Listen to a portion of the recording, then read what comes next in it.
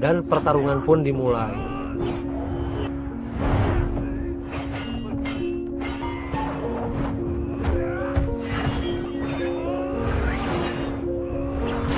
Halo para penggemar alur film No Iklan Kontol Terbang, bagaimana kabarnya?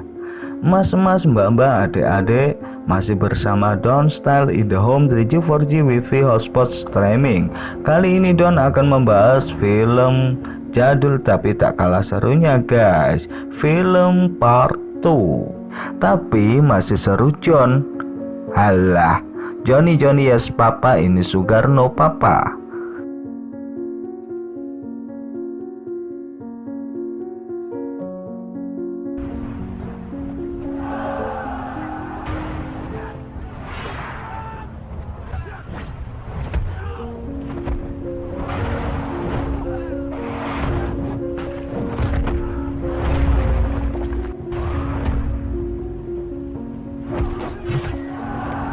Seorang pemuda gundul separuh, dia adalah Wong Fai Hung. Di saat masa mudanya yang belum menjadi master kungfu yang terkenal seperti sekarang. Film ini berjudul Rise of the Legend. Oke, langsung saja kita bahas alur filmnya. Cek kewer-kewer.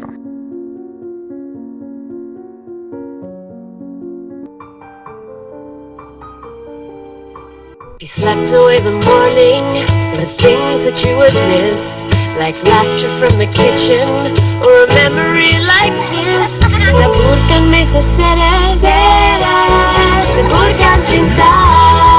Jangan pindah ke channel sebelah dulu dong, nonton dulu ini sampai habis. Mulai besok, Lekong meminta Wong agar tidak mengawal dia dengan tujuan untuk memancing Long supaya keluar dari sarangnya. Scene beralih lagi pada Wong kecil dan Aho di saat mereka akan ke orang yang menjual si Oha. Mereka mendapati jika para penjahat itu telah tewas oleh premonster dan mereka dibawa ke sebuah gua di lereng gunung bersama biksu Pak Hong untuk mendapatkan pelatihan mengenai pembentukan jati diri sampai kekebalan tubuh hingga mereka dewasa. Di sini ada Chun yang berpura-pura menjadi tukang permak pakaian dan menemui Mawar untuk memperbaiki kerah baju yang rusak. Ketika akan pergi, Chun berpapasan dengan Wong dan mereka bersikap seolah-olah tidak kenal. Di saat malamnya, mereka bertiga mendapatkan pesan yang terselip di baju Mawar jika Cobra memegang kunci emas dari gudang harta Lekong. Cobra yang sudah diincar dengan geng anak yatim piatu diikuti dengan tujuan akan mengambil kunci yang ia pegang. Dengan dikelabui oleh anak gelandangan, mereka berhasil mencopet tas Cobra dan melemparkannya pada Chun, lalu dipancing supaya Cobra masuk pada jebakannya. Yang tak lama kemudian, Cobra dan anak buahnya masuk jebakan Batman mereka. Dan Cobra pun disiksa.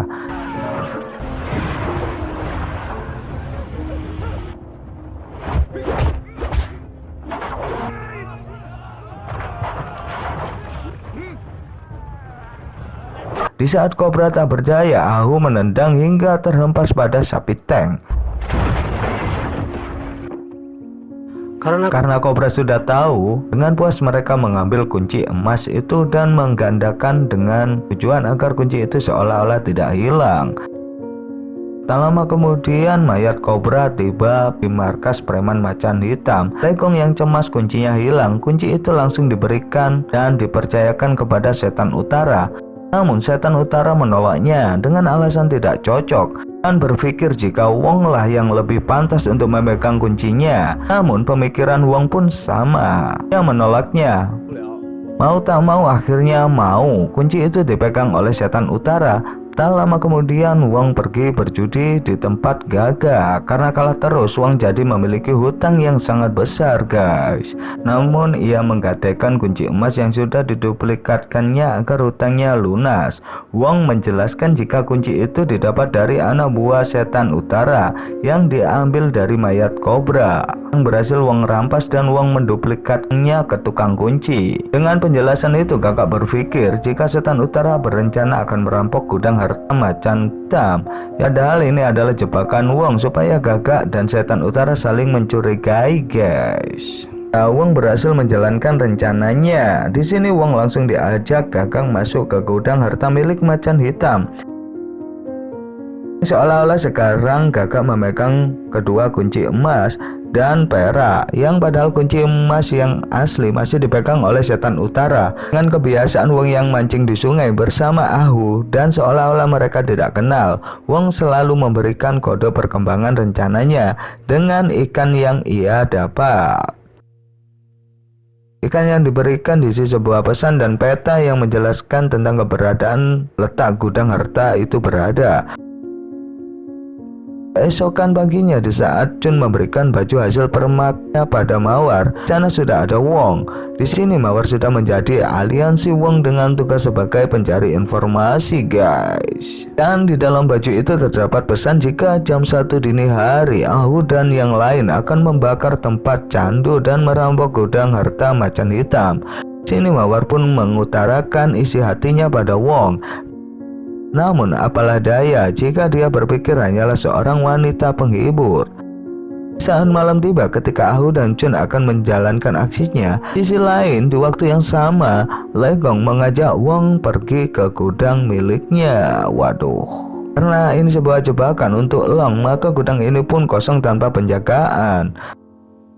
Yang tak lama kemudian, saat Wong bertanya tentang senjata yang penuh dengan senjata ini, tiba-tiba Long datang dengan beberapa anak buahnya untuk membalas dendam. Pertarungan pun terjadi. Long yang sudah terbendung amarahnya langsung menyerang dengan pedangnya, sementara Legong membareskan anak buah Long. Ketika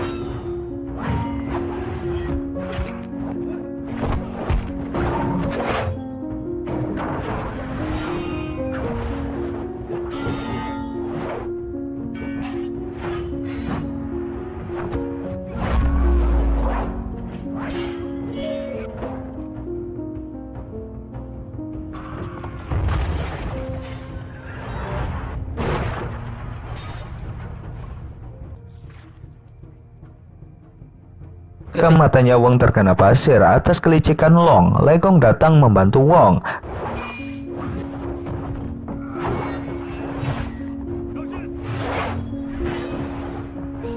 Pertarungan itu pun terhenti ketika Wong berhasil memotong tangan kanan Long. Saat Wong berniat tidak membunuhnya, seketika itu Legong langsung menendang pedangnya dan tepat jatuh pada perut Long, dan akhirnya Long pun tewas. Di sisi lain, Ahu dan yang lain berhasil membakar rumah candu milik Legong. Ketika Legong mengetahui ini, dia hanya bisa pasrah dan berdoa. Wong langsung pergi berpura-pura untuk menyelidikinya. Namun, Ahu dan Chun keburu ketahuan oleh anak buah macan hitam. Di tempat yang berbeda, Ahu yang sudah terpojok akhirnya ditangkap guys. Ketika dikejar Gagak, dia memberikan sinyal kembang api pada Wong dan menggiring Gagak pada jebakan yang sudah dipersiapkan oleh Chun dan Wong. Wong di sini membuka jati dirinya pada Gagak yang mempunyai dendam pribadi hanya karena orang tuanya dulu dibantai oleh Gagak. Mereka langsung menghabisi Gagak saat itu juga. Setibanya Wong di markas, dia terkejut ketika melihat Ahu tertangkap. Saat Legong meminta Wong untuk menginterogasi, Ahu mengatakan jika anak buahnya sedang sibuk akan merampok gudang harta. Mengetahui hal itu, Legong langsung pergi dan meminta Wong untuk tetap diam di tempat untuk menjaga santeranya. Di sisi lain, Chun dan yang lain berhasil merampok gudang harta dan langsung dibagikan kepada rakyat yang miskin. Legong yang mengetahui hal itu dan meminta segera setan utara menghadapnya. Ahu yang sudah siap dengan risiko ini akhirnya meminta pada Wong menyampaikan jika Ahu sangat mencintai Chun. Ahu lebih memilih mati daripada misinya ini gagal dan dia tidak akan membuka jati dirinya meski apapun yang terjadi. Sampai pada akhirnya Legong meminta Wong untuk menggunting lidah Ahu. Tak lama kemudian datang anak buah si Gaga dan membawa mayatnya di hadapan Legong. Barengi dengan kedatangan setan utara, di saat Legong meminta untuk memeriksa kunci gudang harta di tubuh Gaga. Di saat terlihat luka seperti pukulan dari tongkat setan utara, padahal itu adalah perbuatan Wong. Kunci itu tidak ada. Sehingga Legong dan yang lain terjebak dengan siasat adu domba Wong, menaruh curiga jika semua ini perbuatan setan utara. Namun karena setan utara ini pintar berkelit, Legong pun tak langsung menuduhnya ini perbuatan dia. Ketika Ahu diinterogasi oleh setan utara, Ahu memilih mengorbankan dirinya daripada semua rencana ini gagal. Esokan paginya, Wong merasa kesedihan yang sangat mendalam atas kepergian Ahu. Beralih ke Mawar yang diantar oleh Chun datang menemui setan utara. Di sini Mawar berencana membohongi setan utara jika dia punya informasi siapa dalang dibalik perampokan gudang harta. Ketika Mawar akan menikahnya, niatnya itu diketahui dan Mawar dicekik hingga mati dalam kecantikannya tanpa bekas luka. Sweet. Yang tak lama Kemudian datanglah Wong dengan menggunakan jubahnya. Di saat setan utara mendekatinya dan membuka jubahnya, Chun langsung menebas lehernya, tewas di tempat. Chun tak menyadari jika Mawar itu adalah Shioha, baru tersadar ketika Wong menceritakan tentang patung ini yang selalu dibawa semasa kecilnya. Mengetahui hal tersebut, Wong dan Chun makin terpukul. Setelah selesai pemakaman Ahu dan Shioha, Wong akan segera menyerang macan hitam secepatnya. Dugaan warga setempat dan memberitahu jika para buruh disekap di klinik. Warga pun langsung menyerang tempat itu. Yang telah tahu jika Wong adalah dalang dibalik semua kejadian ini, dia langsung meminta semua anak buahnya untuk membunuh Wong, dan jika berhasil akan dijadikan anak angkat satu-satunya. Dengan terang-terangan Wong mulai genjotan senjata dengan preman macan hitam. Namun di sini ada si gigi besar yang masih membingungkan. Dia berada di pihak mana? Di pihak saat Wong menyelamatkan salah satu kawannya, di sana dia langsung membebaskan Wong dan langsung menghajar habis anak buah macan hitam. Ketika Wong dan pasukannya akan pergi menyerang di sana, sudah ada si gagak besar menghadang sendirian memilih bergabung dengan Wong. Hingga tiba saatnya Wong dan pasukannya langsung mendatangi markas macan hitam. Namun Wong lebih memilih menantang Legong untuk berduel maut dengan alasan agar tidak memakan korban jiwa lebih banyak. Legong yang kecewa dan marah akan keputusan Wong lebih memilih berontak padanya. Dia pun langsung berduel, menerima tantangan Wong. Akhirnya Wong masuk dan menutup semua pintu keluar. Di saat akan memulai pertarungannya, Wong yang benar-benar akan menghancurkan preman macan hitam ini langsung membakar tiap sudut gudang ini. Pertarungan tersengit di abad ini pun terjadi, guys.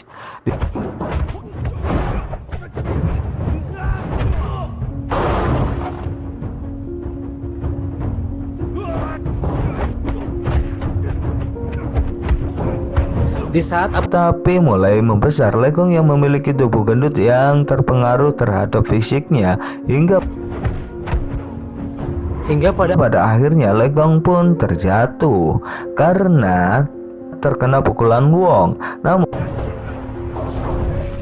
Wong masih menyelamatkannya. Sebelum memilih untuk bunuh diri, Legong menyampaikan sebuah pesan yang isinya jangan pernah naik untuk bisa merubah dunia, karena di luar sana kau akan bernasib sama sepertiku. Kalau tidak memburu, kaulah yang diburu. Anjir, kayak motivator, guys. Akhir kisah film ini, Wong membuka klinik Tongfang. Film pun selesai. Wong yang meneruskan cita-cita ayahnya. Dan tamat ending yang Wong Fai Hung kan. Anjir, apaan? Gak jelas nih.